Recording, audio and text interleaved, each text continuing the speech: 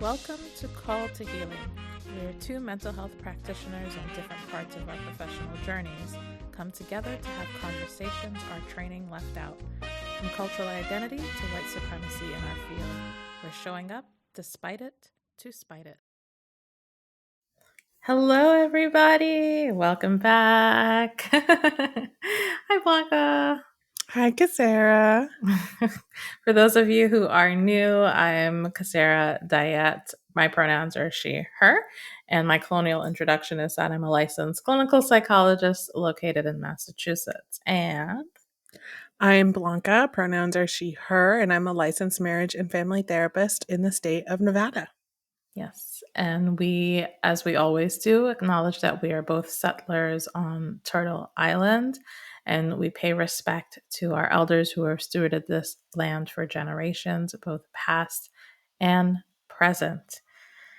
We're going to briefly check in with each other to see where we are. I think this week I'm in a okay enough space. I've had the privilege, it is a privilege, to have traveled recently within the US at least, and um, to go to and from and make it safely back without any issues. That's usually top of mind for me these days. And I'm just grateful that I could do that, um, knowing that that kind of luxury or even thinking or space is just not something that is possible for other communities or is being actively taken away from other communities. So that's kind of the space that I'm in. What about you, Blanca? Pretty similar. I also got to travel a little bit. I did go international, and there was a lot of anxiety around it, but it went fine for me, which again speaks to a lot of the privileges I hold. And yeah, surviving. I keep when people ask me how you doing, I'm like, well, personally, I'm okay. I'm doing well. Mhm.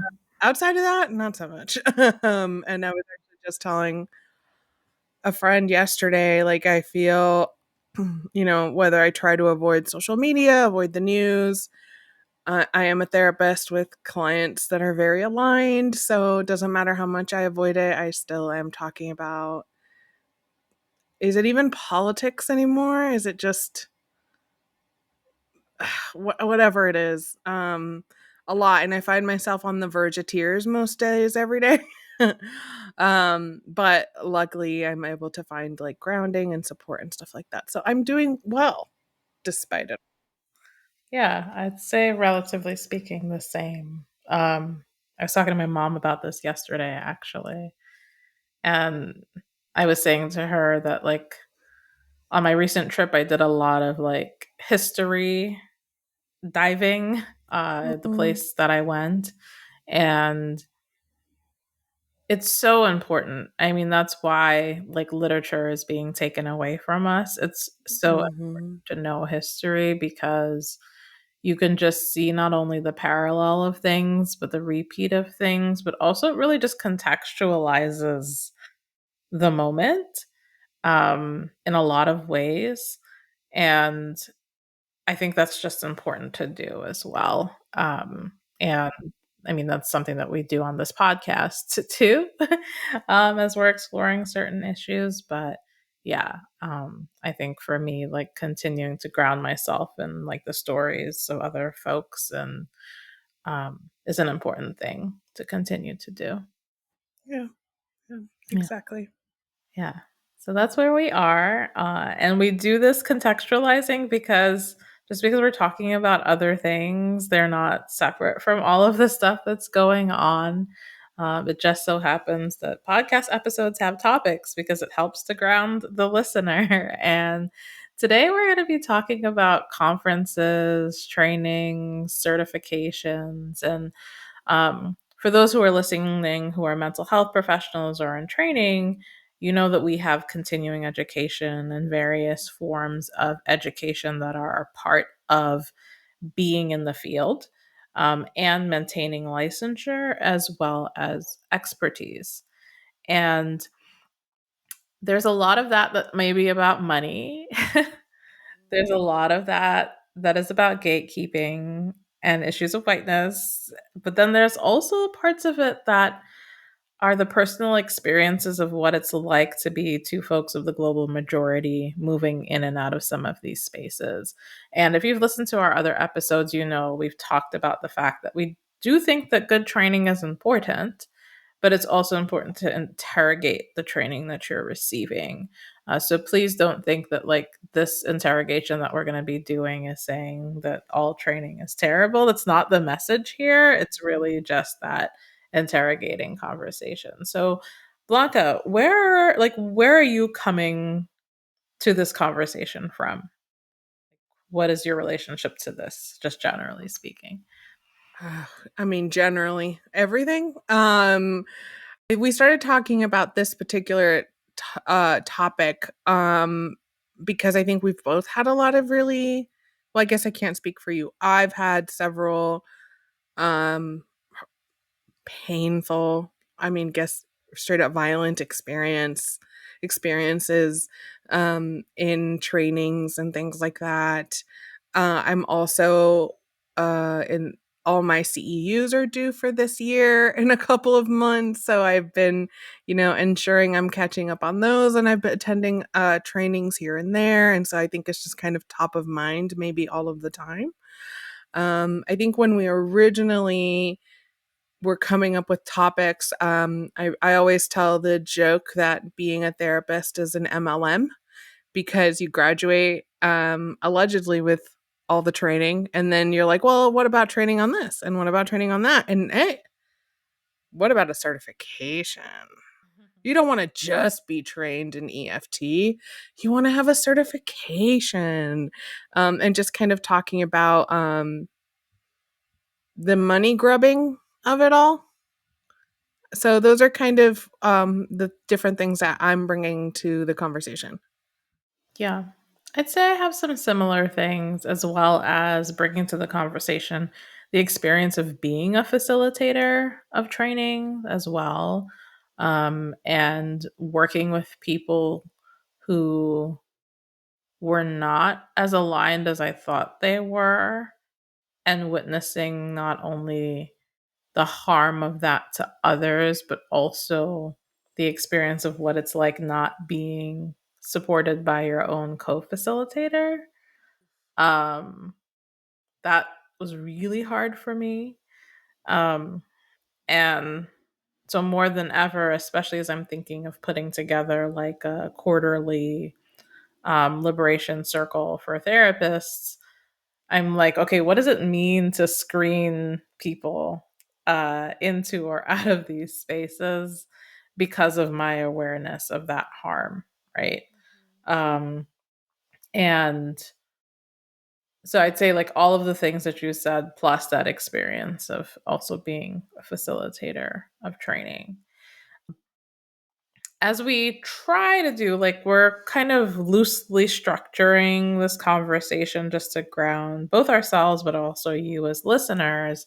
But the first thing that we want to talk about is just like the cost of belonging and what that means.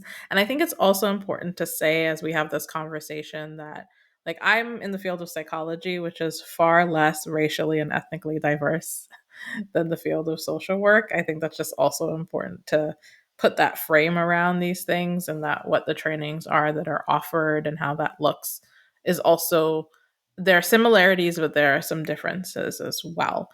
So I just want to put that pin in there. But what has been your experience just with like the money aspect of pursuing training, continuing education, conferences, and so on? Like, what has it been like to negotiate like what you can or cannot pay for and those kinds of things? Oh, well, I mean, the first things first is that they're just massively expensive, and I struggle with it because I do know you're a facilitator of some of these spaces, and I do think people need to be paid for their expertise, but we have to do something around like 40 to 50 continuing education credits every 2 years, and one training with up to 15 of those, maybe close to half of them, is going to cost you $2,000 to $3,000, which is a ton of money.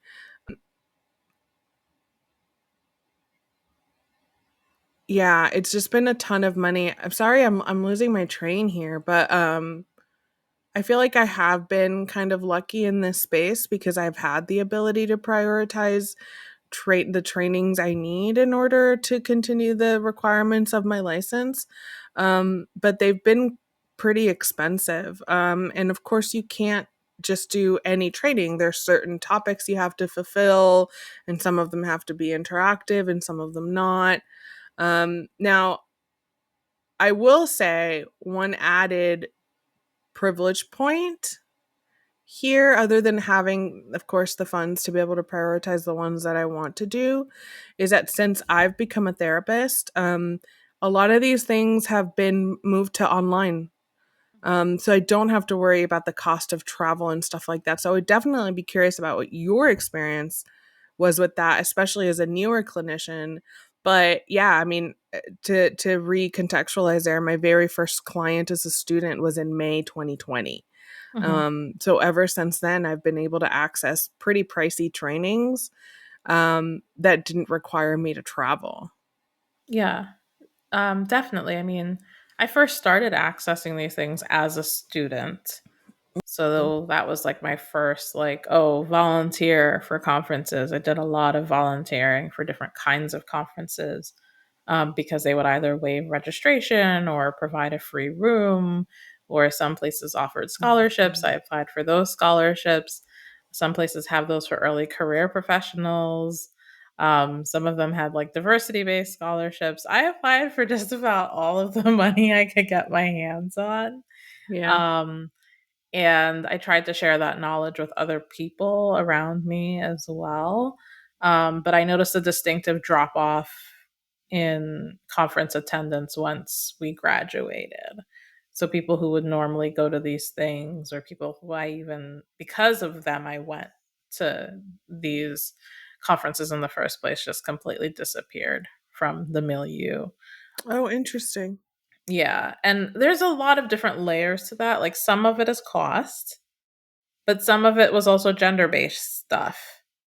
Because, well, like a lot of the people who I looked up to, who I was interested in, like who sort of pulled me into some of these spaces were women. And they just disappeared. And the men were still there years later, right? I'd watch these men like bring their families to conferences, but I didn't see women doing the same thing. And the one time we had like a conversation, even within that conference, about sort of the impact of starting families and things like that, and the sacrifices that women tend to make. That conversation wasn't satisfying either, Hmm. because it felt like the communication was you couldn't have both. And in some cases, maybe some people didn't want both. But I also felt like women just disappeared from the space once we graduated. And sometimes I wonder, and the one particular conference I'm speaking about, I eventually also joined the board of the organization. And so that helped with costs as well. And I know that I probably would be able to access significantly less if I hadn't been in a position like that. And that wasn't the reason why I joined the board, but that's a privilege as well. Um, when I'm thinking about how much the conference would actually cost me if I wasn't in that position. So there was a lot of different things that I said. But we talk about cost even on our board all the time. Like, what does it mean to have a financially viable organization? What does that actually look like? Who are we paying and why are we paying them this much? Um, and for the first time, we piloted what other have been doing for years now, a more values based pricing model that's about what you can pay versus what we want you to pay. And there was a lot of trepidation about that, but it actually has been perfectly fine. And so it's interesting to think about the cost of these things relative to are people actually thinking about more liberation oriented models of access Mhm. that would actually still be financially viable, right? Um, so, yeah, I mean, we're talking about capitalism and all of this as well, Right. or organizations are just used to doing things the way they've always been used to doing them. Um, but yeah, I said a lot of things. I don't know. No, but it's great because I love that you have all of these different perspectives because I don't. And I was actually thinking while you were talking, I have not been to a single conference as a therapist. And it's because I used to go to them all the time in my former career. And I'll be frank, I didn't find them useful then. And part of me feels like not that there isn't utility in them, but the cost is really high for me beyond that of the financial cost, right? Like the socializing is way too much for me. I have a hard time focusing when so much is going on around me. The days are so long. And the masking, I really what I'm talking about is the masking demands are just way too fucking high for me. So I haven't been to one as a therapist, and there's not even one that I'm really all that interested in going to. When there's something in particular I want to be trained on, I seek out that particular training versus waiting for a conference. So I love that you have all of these. We have all of these perspectives going in to this conversation. Yeah, no, I mean, you're absolutely 100% on with like just the other demands as well. I mean, being a board member and being in a position where I am highly visible, I keep finding myself in these positions. There's a lot of being on, Yeah. and I am very aware of feeling exhausted by the end of that. I think I've masked less as time has gone on. I'm just like, take it as you will, and some people have been pissed about that. um but I'm like, well, if I'm gonna be here and if I'm going to be a part of like pushing for the change that I want to see, I also want to show up as myself. That's come with a lot of costs. I'm not saying that hasn't been without cost or even professional pushback.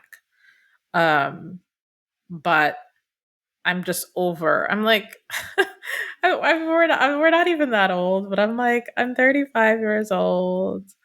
I've been doing this for like 8 years or whatever. I've done a lot. I've seen a lot, and nobody has time for it. Like nobody has time for it. And like, gosh, how much did like the people that I serve lose as a result of the amount of time it had to take me to like unlearn all of the stuff that gets reinforced in these spaces, right? Like I just I don't even want to say mourn per se, but it was just so much lost time. um so I can definitely resonate with what you said about like the difficulty of even finding spaces that you would even want to spend that time or energy in because of everything that goes along with it. And I mean, I'll speak for myself, but like, I don't know much about what this looks like in like non-Western spaces. Um, but I do know what it's been like to enter sort of liberation oriented, decolonizing spaces and see totally different models for how trainings are run and how these work, and models that are done and executed well. I think that that's something that I should sort of underscore, Yeah. because you and I talk about this, like not all these spaces that look like they are built for us are for us. Whew. Which we'll get into. I've got a real Yeah. doozy for us. A Hmm. couple real doozies about this for us Yeah. as we move along. But But yeah, I mean, yeah. we're starting like sort of that demographics conversation, right? Like who is in the room? Why are we even desiring spaces that look a little bit more like, oh, maybe we belong here, right? And I think the obvious thing, at least from my perspective, and I'll say this, like, psychology as a field is very white. It always has been. It's not changing fast enough. Um, and our licensure exam remains a massive barrier to entry that doesn't even correspond to our actual training. I don't care if the test publishers hear this. It's a money making machine that has nothing to do with our skills as a professional, because there are plenty of people who pass that exam who should not be therapists. We've Mm-hmm. I've said it here, right? And so um, it's a gatekeeping tool. It's a Right. gatekeeping tool, and so many clinicians of color who've gone through the graduate training to be psychologists end up giving up at that stage. I've seen it happen. Um, and it's really frustrating and it's very sad. And so, all of this to say that that means that who is training us, who is writing the books, um, most of these people are white. Mm-hmm. Yes. um, they don't look like me. And that means that the training that I received looks a certain way, and the thought, um, the things that I was taught to think sound a certain way. So that's the perspective I'm bringing. How about you, Mm-hmm. Blanca?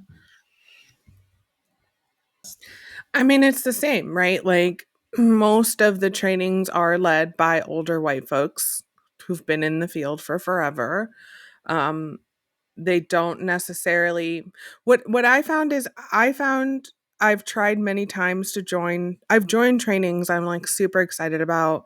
Gestalt is one, somatic work is another one. Even EFT for a little bit. And I was so excited to be in these spaces because I'm like, oh, finally, this is the therapy modality I've been waiting for. This is the one that's going to help me do the work I want to do with the people I want to do it with. Um, and then they ultimately all fall short, right? I'll have questions about how it applies to, bike folks or this, that, or the other, and they just don't have the answers, right? So it's really the same thing. It's the same people, the same gatekeepers of our field that are leading these trainings that don't have the praxis. Is that the right word? Whatever it is, they don't have they use the buzzwords, but they don't have anything behind it, right? And it always end up getting harmed. But yeah, I think that's the perspective I'm coming in with. Mm-hmm.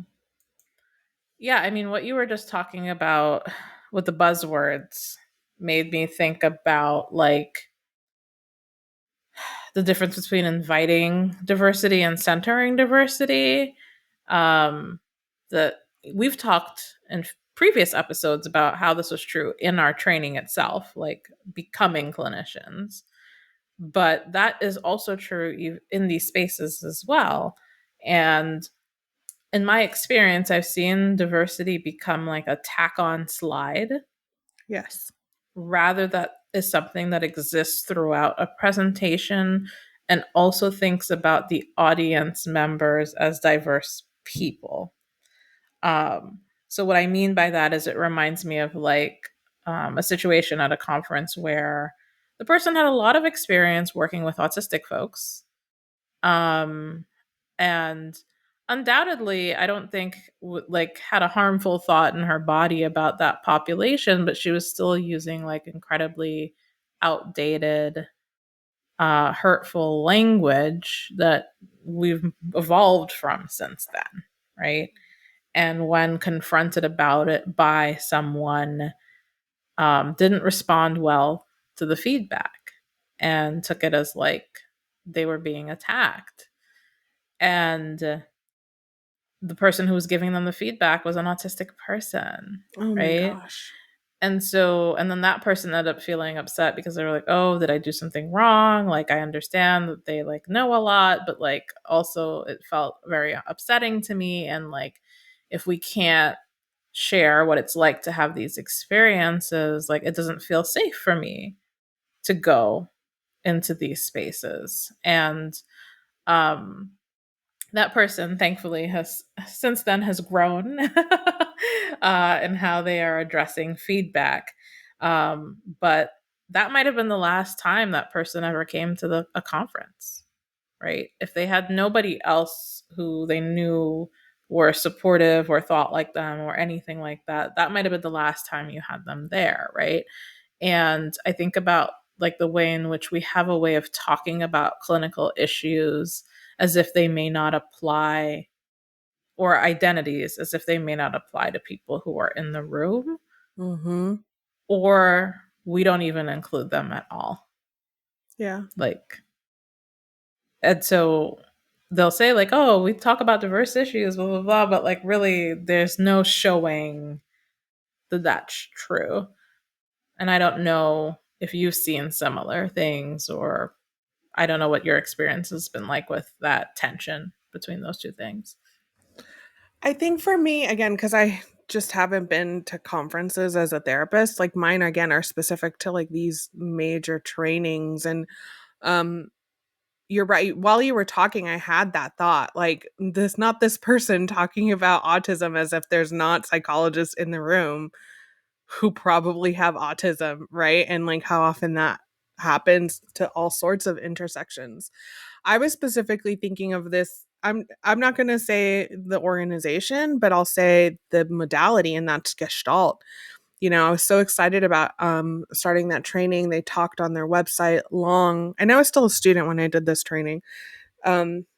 They talked all on their website about how the importance of diversity, equity, and inclusion, and how they're moving towards that. And one of the ways they were doing that is offering BIPOC scholarships, which I signed up for one, got in. And then in the first weekend of the training I don't remember. I only ended up going to one weekend, so it must have been one, maybe two. The older white male leading it, who I believe is a leader in the psychology field. I don't remember how it came about or what, but he basically says that if a person of color is refusing to see a white therapist, then they're avoiding something inside themselves and that they need to deal with that first. And if that wasn't harmful enough, it was actually a white woman who was speaking up about it, because I had decided I'm just going to show up and get the info. I'm not going to fight. I'm not going to fight. But she was treated so poorly to the point that she left the training that I then couldn't stay quiet. And I was like, no, I have a problem with what you said too, blah, blah, blah, whole thing. But this is what we're talking about, right? Where they're inviting diversity into the space, but don't have the capacity to center the BIPOC experience. And I think what was even more hurtful to me about that experience is that there was another person in the room. There's many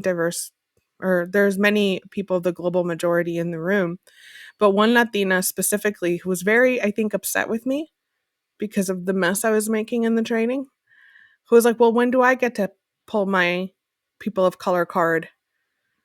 What? Mhm. And I think at that point I was like, okay, I'm not coming back to this. And I asked for my money back. Mm-hmm. But I don't know if it connects exactly to the way to what you were saying. I guess it really does. But again, like you have this person or this organization opening up this space to BIPOC people, to people who normally aren't granted access to the space because of the cost, and then did nothing to tailor the curriculum or to train the facilitators into managing this. And I'm just remembering that someone in the training was like, hey, Blanca, I just want you to know this other facilitator really cares about this and is working on this if you want to email her. And I remember responding, well, thank you for the resource, but shouldn't the facilitator who said the racist thing be the one reaching out to her, not me? Right. And I never got a response back. Mm-hmm. Mm-hmm. Yeah. Yeah. There's no accountability. And then and if there is the attempt to quote open the space, there's no readiness for unlearning and no readiness for messiness. And Mm-hmm. I said this before in a previous episode. I think one of the hardest things about really approaching these trainings with intention is being open to the feeling of shame or whatever that arises when someone has pointed out that you've messed up, Right. and correcting in the moment and repairing in the moment and not doubling down because you're feeling defensive, right? Like, you're allowed to feel defensive. You're allowed to have all of those feelings, right? The message is not that you're not a person. Yeah. It's how do you shift? Because I've been in that position before and I'm like, oh, yeah, you're right. Like, and I hold that it doesn't feel very good and think, okay, like, what is it to be in service to this person right now? What is it to respond to this person from a place of openness that, like, I really want to repair and take in your feedback, right? And I don't see enough of that in these spaces, and it gets opened up and wounds get ripped up and all of that, and then it's just a mess. It's just a mess. And so I think for me, like, that was part of my desire to try to find spaces that would be more aligned, including 2020, just as like a being confronted with the already known deficiencies of the field to handle societal unrest and racial trauma and all of that. Like, all the things that I knew, but all of the things that I wasn't trained in any way to integrate or think about in my work. Like, all of that together culminated to be like, I need something different. Like, even in the one-off trainings, I know you said you don't go to conferences, but like, even in the one-off trainings, people will just say stuff and I'm just like, Absolutely. ah. Well, and it's exhausting because but the thing is, you have to sit through it because you Mm, need a certain number of ethics and a certain number of this and a mhm. certain number of that. And I don't know, I have found that I can't afford to be picky anymore. And it's kind of sad because I keep going back to your example from that doctor talking about autism and how an autistic person probably just isn't going to go back. I haven't Mhm. touched Gestalt since then. And it's something that I really wanted. I haven't even gone back to it and touched it, and now it's making me realize, like, I have to cut off parts of myself in order to participate in these spaces because I need them. I need the credit hours. I think continuing education is important, but I also can't bleed myself dry every single time trying to be seen and heard and have my clients seen in these spaces because they're just really not. Um, what have you done to kind of find more aligned spaces? How did you do that? How did you manage that?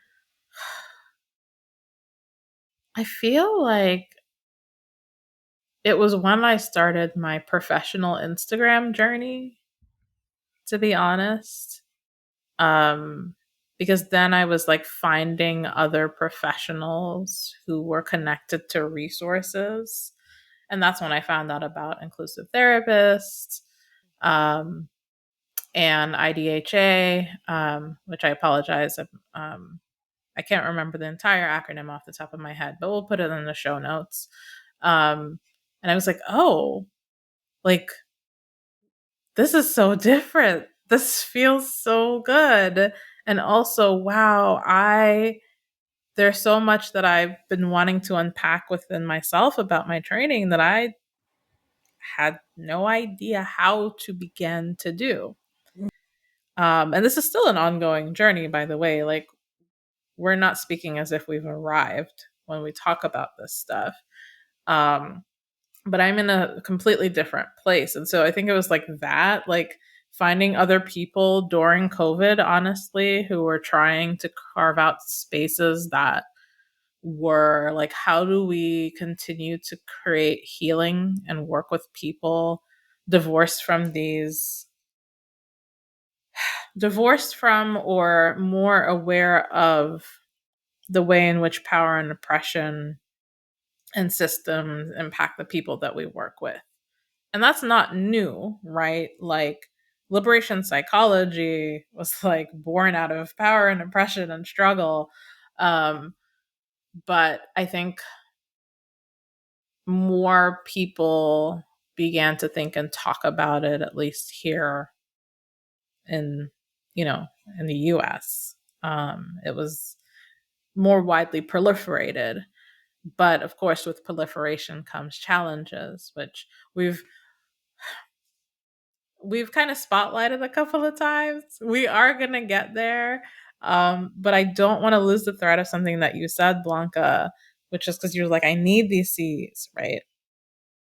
And I I feel like underneath the need is like the pressure, right? Like because we both introduce ourselves as like licensed professionals, right?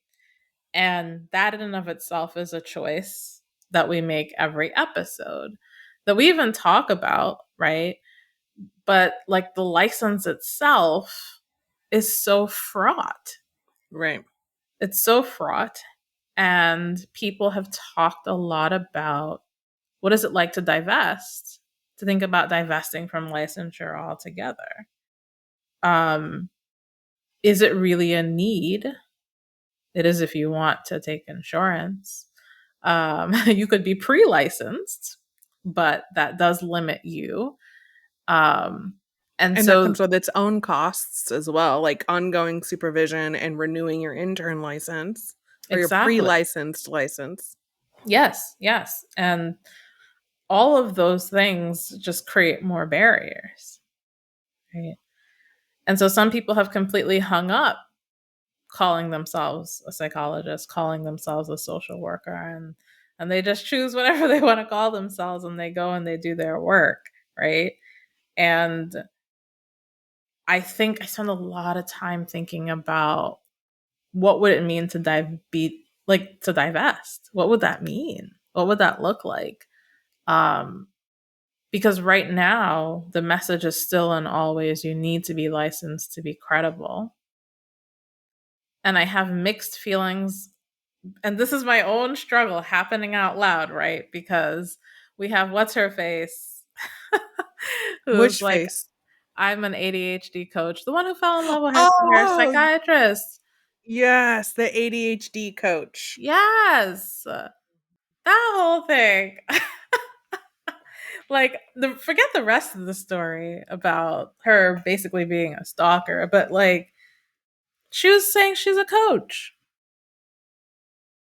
And I was just like, and this kind of taps into what I talked about, I think in maybe 2 or 3 episodes ago, but I was like, yeah, like I was led to believe that coaches are less than, because it does buy into this certain model that we have about legitimacy that also isn't separate from capitalism.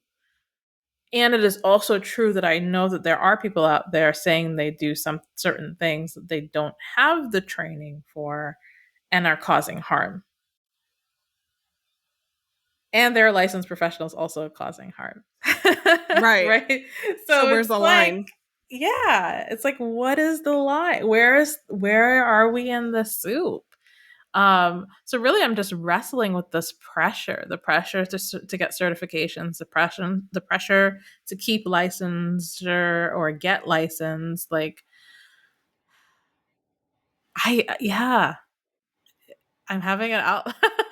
I know I haven't fully metabolized this. I don't know. What do you think, Blanca? Well, I mean, I struggle with it just as much. Like, do I think I need a license to do what I'm doing? No. Do I think I could cause a lot of harm if I didn't have one, if I wasn't keeping up with the education, if I didn't have the training? Yeah. Right? So I I am adding nothing to this because I don't know.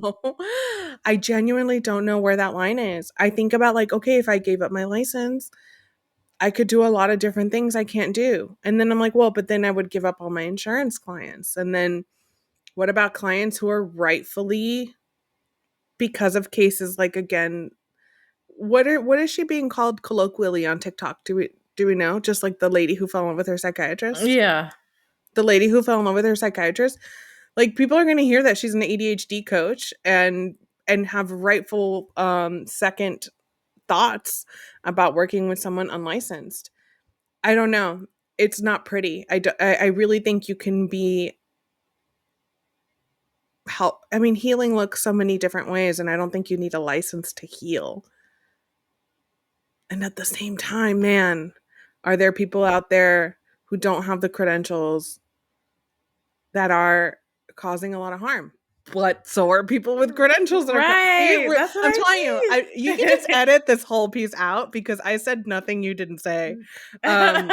Because It yes, and I think it just goes back to complexity theory, right? Like, this is a complex problem that isn't going to have a simple answer, and I think there's room for a lot of it. I think there's room for licensed folks, unlicensed folks, coaches, therapists, practitioners of all kinds. There's room for all of it, and I think that's the fundamental thing. yeah. I I kind of almost don't want to edit it.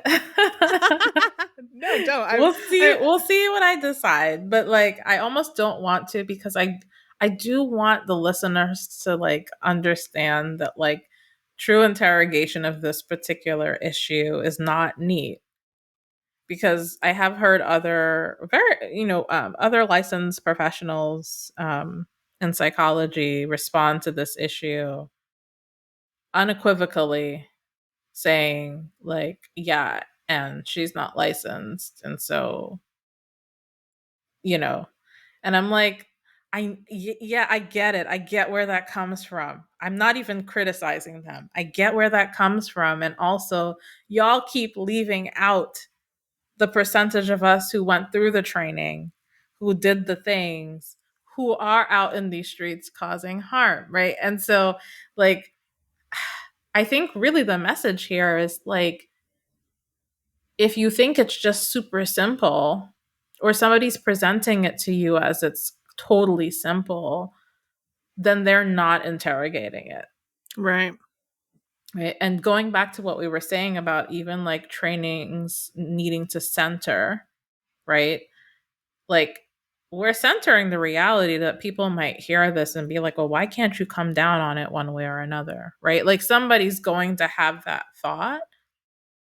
But as soon as we start to say, like, it is unequivocally this, we're completely cutting out part of the argument that we haven't even said yet, which is like, what would it be like for people to be able to train in the field without having to be licensed? Okay, stick with me for a second. They can still access the trainings, it's affordable, like all of these things. They can specialize, etc., but it's not being gate kept by institutions that are actually just money making machines for a license that does not correspond directly to experience.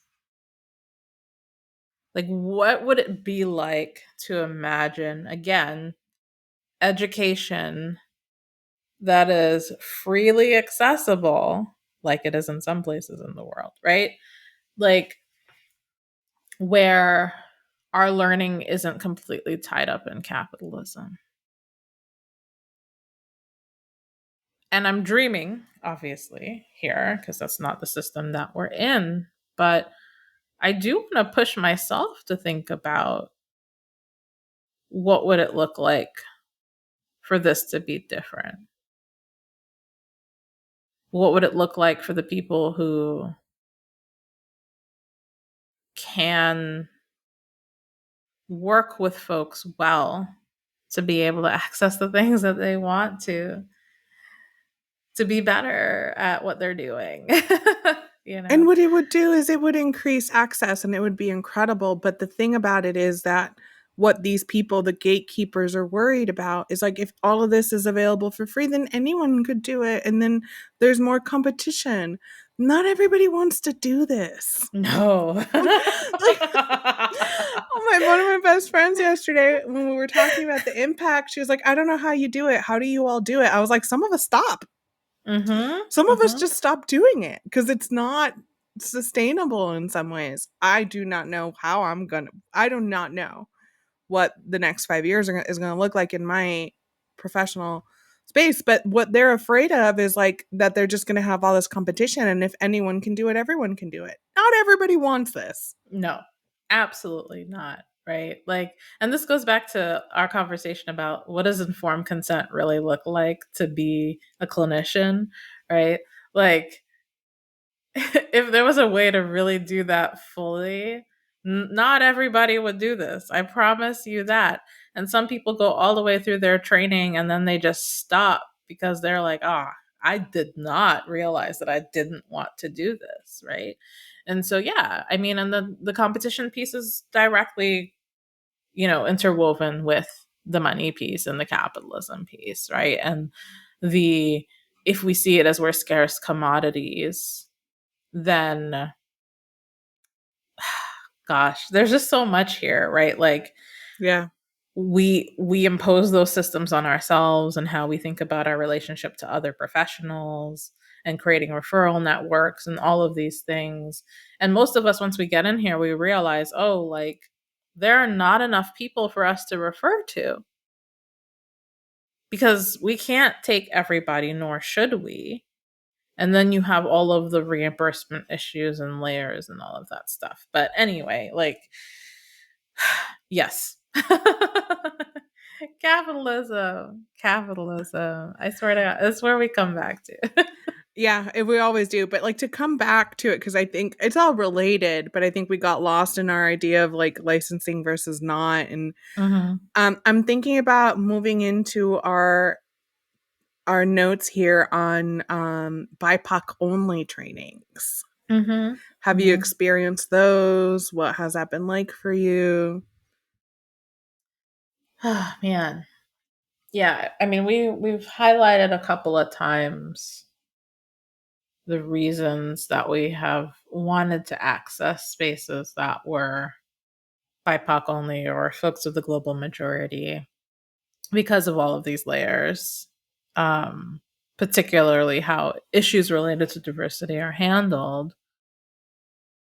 And I think it was a combination of many things for me, like both these experiences of speaking up in largely white training spaces and just watching the blank stares, or the blank stares, but then the people who come up to you after to talk to you about how much they appreciated what you said. But I'm just like, where were the ovaries to say it during the training? Like, I am so sick of the people who want to back me up later. Like, I literally don't care about you. Um, and just the way certain topics just didn't include other things that I wanted to hear about. And I think that's why I both wanted to access these other spaces, but also ended up becoming a trainer in some of these issues because I was like, fine, I'm not finding it. I'm going to create it. And so that's kind of how I entered this. Um, Particularly for a long time, I wanted to be trained as a psychoanalyst. And I've since abandoned that for a myriad of reasons, notwithstanding just the deep, deep issues related to race that psychoanalysis itself has, which is its own conversation.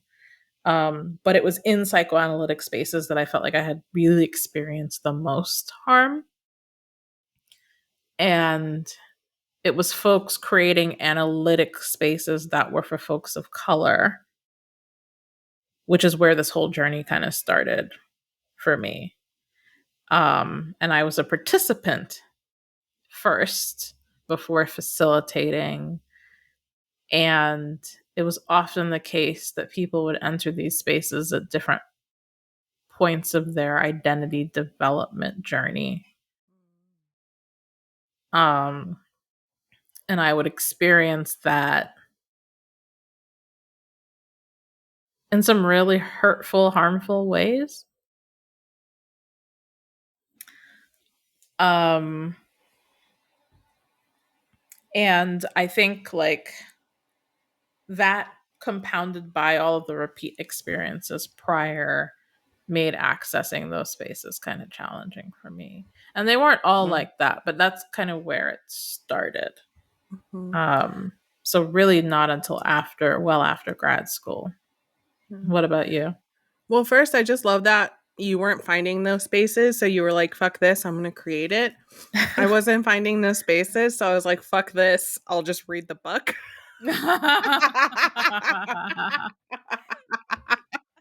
I just wrote the chapter too last year.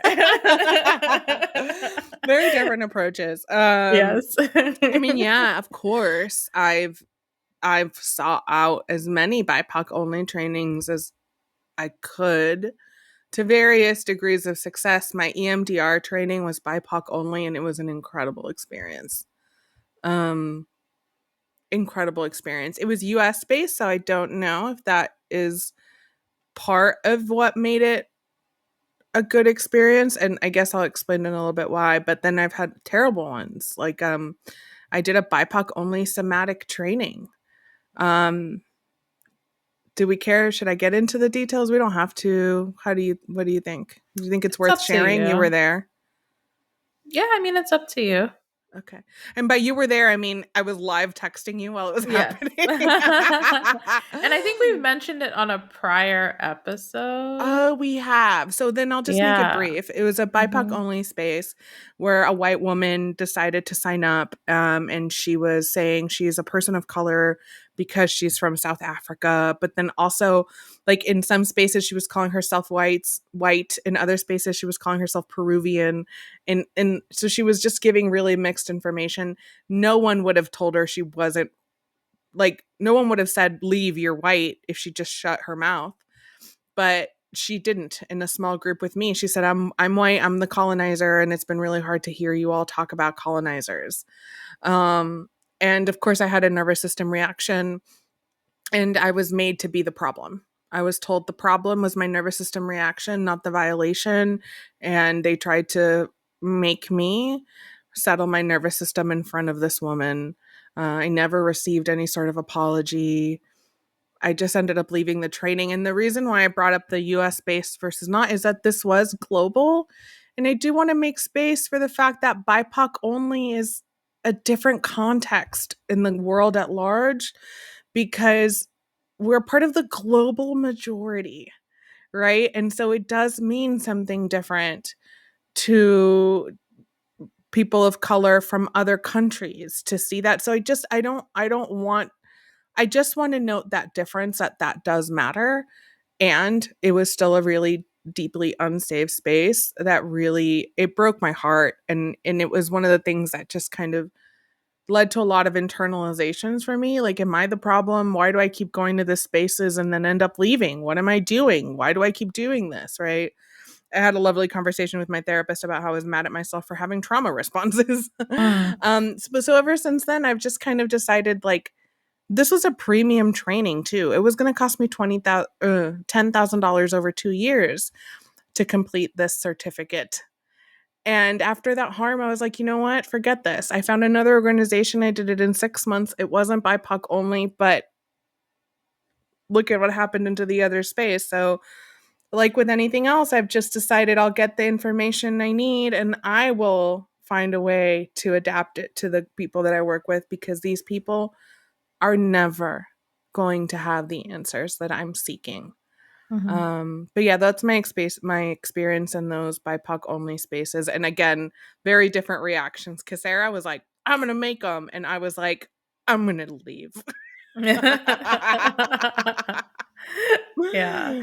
Well, I think what I appreciate you highlighting like the difference of that space is that there are so many people who grasp onto wanting to do this kind of work and they don't do it with intention, right? Mhm. And so like experienced facilitators may have set that whole thing up a very different way, because like I don't have any business saying that I can fully comment on the context of folks who live in other places outside of the US, right?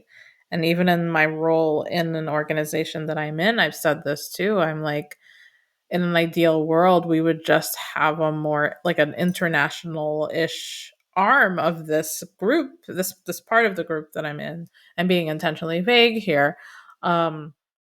So that those folks can talk about and censor their experiences in a way that I literally cannot, right? And that I recognize and name that some of the choices and decisions I've made are very US centric, very Western. Um, and I think like I imagine that going so differently if it was actually being run by folks who understood that they cannot nor should not account for all contexts if they don't actually understand that context and Mm-hmm. how to apply it to the different people accessing a certain training.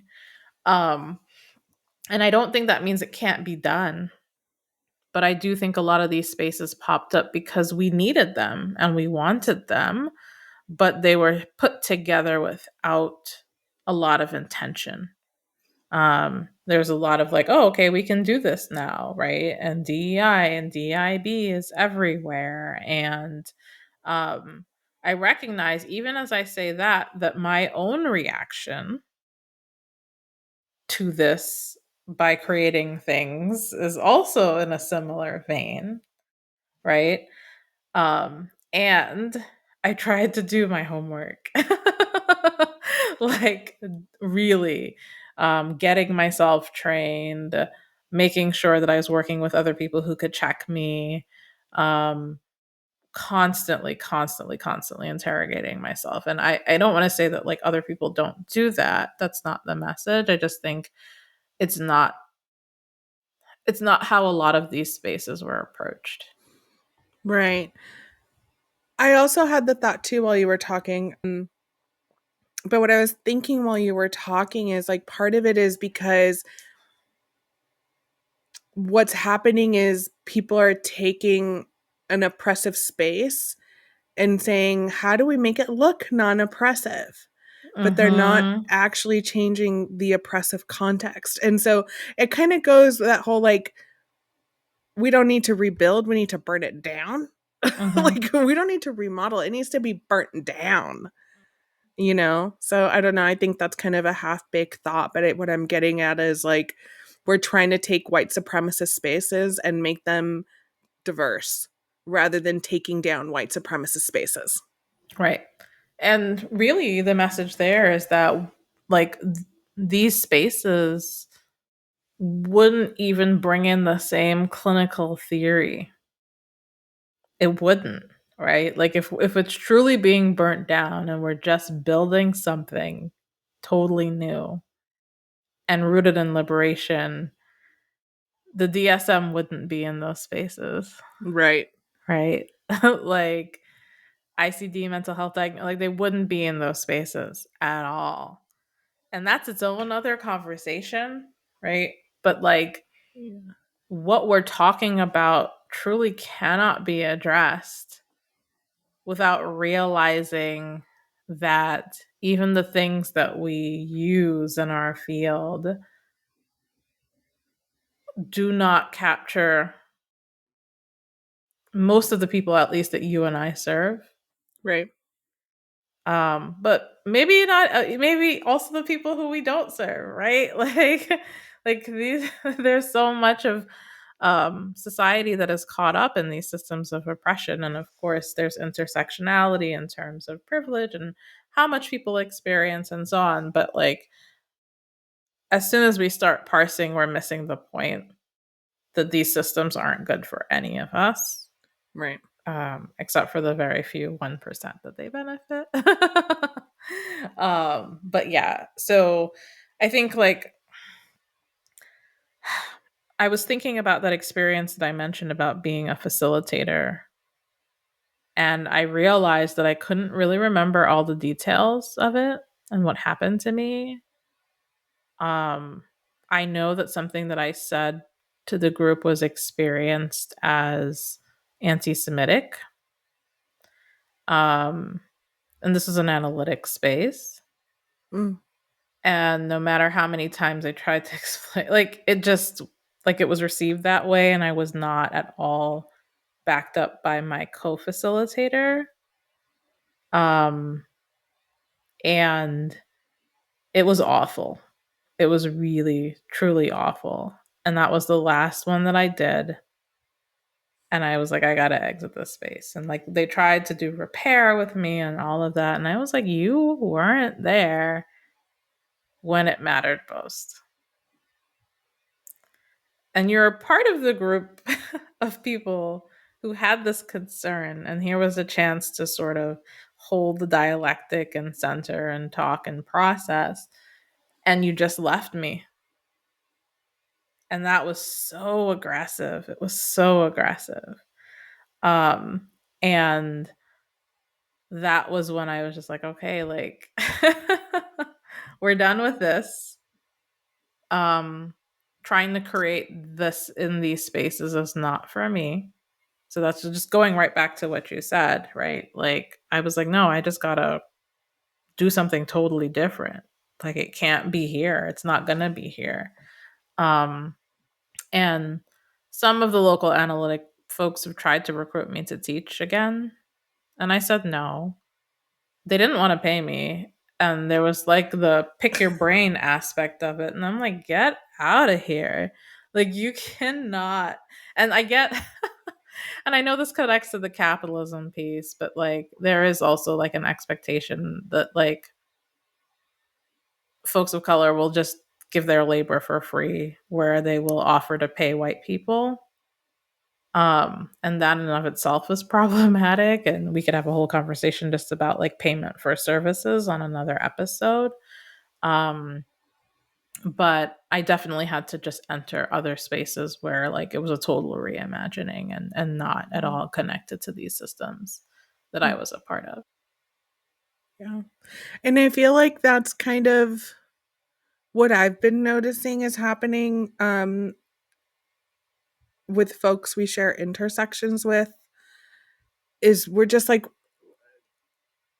recognizing that fight isn't worth it, Mm-hmm. and we're creating our own spaces in our own fight, right? Like not I want to clarify, I don't mean that the fight's not worth it. The fight is very worth it. And like you can't, like I think what I said at the beginning is you can't keep bleeding yourself dry for the sake of getting people who refuse to see or hear you to see or hear you.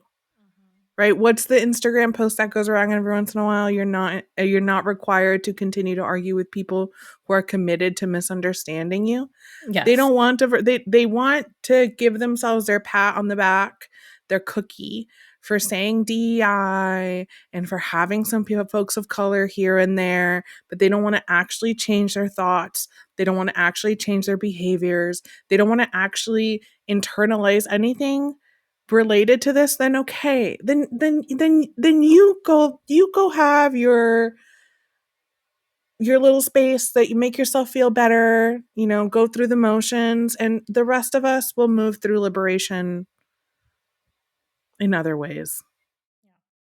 And I think like a key point that I want to underscore what you said is like I can't keep showing up to spaces being the only one willing to put everything out there to engage in collective healing across intersections. And I'm not saying that that's true for all things. I want to be clear. I just very carefully negotiate my energy because I'm like, if I'm here being like, you know what, I'm willing to hear everything you might want to say, but you're not, that just isn't worth it to me. I'm like, as soon as I pick that up and I'm like, okay, now you're throwing labels at me and you're not even hearing what I like, forget it. Right. And so I've definitely been more choosy. Um, And I think I used to be more hungry for more of these spaces, but I've just gotten like more selective and, like I said, like work together with folks to create certain things. Like even this podcast, right? This podcast is one of those endeavors. Um Mm, as well as, like I said, partnering with friends of mine to like write the chapters in the books and really sort of digest the scholarship and receive wisdom from other people who are offering it in community. And it's just changed. I think it's changed in direct relation to how much harm I've experienced in these mhm, spaces. So this was not a neat conversation. It was never going to be. Things are never that mm, here. But we want to sort of leave you with some things to reflect on as you're thinking about this topic, which is like, what would truly liberatory professional spaces look like? mm, Like, if you deeply had to interrogate that, especially considering some of the parts of this conversation where we're like, hey, like, this isn't cut and dry, what would that look like? And we would love to hear it from you. So please email us, or you can even DM us on Instagram. And we also want you to think about interrogating like where you have in your healing journey or your journey as a healer sought out legitimacy from these systems that don't see your full humanity, that don't see who you are. Because these are the questions that we need to constantly ask ourselves as we move in and out of these spaces. So, with that said, we're going to transition to our bodies for a moment, which I need. ooh, absolutely. So, whatever you're feeling right now, tense, inspired, grieving, rageful, invigorated. It's all okay. Just let it be. You don't need to fix anything. Just pause. Now bring your focus to one small point inside of you, your heartbeat. You don't have to feel it right away. Just notice somewhere deep inside, your heart is still beating. Steady, quiet, working for you. If you feel restlessness or tension, just let it be. Let your heartbeat be your anchor, a quiet rhythm beneath the noise. You are safe to pause. You're allowed to feel what you feel. And underneath it all, your heart keeps going, strong and steady. Stay with that rhythm for just a moment longer. And when you're ready, gently come back to us for a moment of joy and thriving. Blanca, what is your moment of joy and thriving this week? I think I'm not going to get I'm not going to tell the specifics, but I know the next step in my journey, not professionally, but personally, and I'm very excited about it. I'm sure I will update when there's something to update, but I'm just feeling really good and centered and hopeful about what's next for me personally. And then just a fun thing, I'm finally getting my second nose ring redone. If you're not watching, if you're just listening, I just showed off. I used to have two, one fell off in Jamaica. And after 8 months later, I'm finally going to go get it re-pierced. What about you, Kazara? My moment of joy and thriving. I did mention at the top of the show that I traveled recently, and that was really nice for me because I was sick a lot the last year and was only more recently cleared to travel back in June. And worry constantly about getting sick in addition to getting disappeared. And it was just really nice to do that. And important because the work that we do is really hard. And I know for my clients and the people that I serve that getting to do that is good for them as well. Yeah. because I feel ready to get back into that because our students are starting. I'm going to be supervising as I usually am in the fall and spring. And so I feel good about that. And what else? I got a new plant. I got an allocation back there. Her name is Aaliyah. She's been engaging in all sorts of drama since I did a little bit of transplant. I'm like, why did I get this plant? Because I already knew what I was signing up for, but we'll see how it goes. Oh, I love it. So that's my moment of joy and thriving. So we look forward to you joining us for the next episode. If you've still been with us every episode, we are so happy to have you here. Just want to remind you that we do have a Patreon. As usual, it's in our show notes, so sign up because the more there are bodies of you, the more we can do and the more we can offer. And as a reminder, at one of our patron levels, you get discounts off of some of our services. So we hope to see you over there if you are a healer like us. Until next time, take care, everybody. Bye, everybody. Thank you. Bye. Thank you for joining us on our journey. You can find us wherever you listen to your favorite podcasts. Please leave us a review and subscribe. You can email us at calltohealingpodcast@gmail.com. You can find us on YouTube and Instagram at Call to Healing. Sign up for our mailing list, book us for speaking engagements and consulting, or donate to support this endeavor at our one-time donation link in the show notes. You can find even more goodness from us on Patreon at patreon.com/calltohealing. Keep in mind our views are our own and do not represent any organization we may be a part of. Even though we're both clinicians, listening to this podcast does not constitute a therapeutic relationship or clinical contract. If you hear anything that resonates with you in crisis, please seek the help of a trusted provider or the resources provided on our social media page. And remember, you're made for more than just healing. You're made to thrive. Until next time, rest easy.